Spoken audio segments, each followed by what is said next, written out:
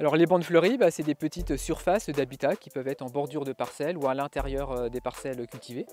que l'on sème avec des espèces, un mélange très diversifié d'espèces pérennes, des habitats peu gérés, par exemple fauchés au maximum une fois par an et qui apportent des refuges à la faune, à la biodiversité en général, par exemple en plein été après les moissons ou en plein hiver pour les insectes ou les oiseaux qui viennent se nourrir ou se protéger du froid,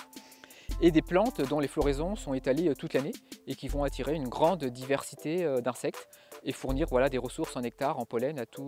une diversité d'insectes. Alors à court terme, on observe en général assez vite des effets par exemple sur les oiseaux ou dans des parcelles avec bande fleurie semble qu'il y a plus d'oiseaux que des parcelles sans bande fleurie.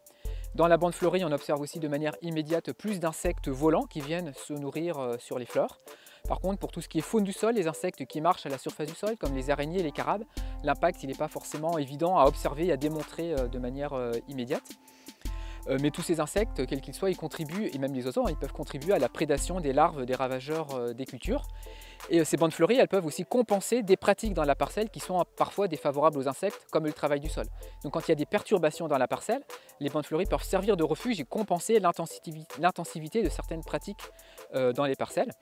Et ces insectes qui peuvent trouver des refuges ou des ressources complémentaires dans les bandes qu'ils n'ont pas dans les parcelles, ils vont venir, par exemple, les cirfes vont pondre des œufs dans les colonies de pucerons, dans les microguêpes qui vont parasiter les larves de ravageurs du colza ou des cultures de légumineuses. Et donc ça va contribuer sur le long terme à réguler les populations de ravageurs.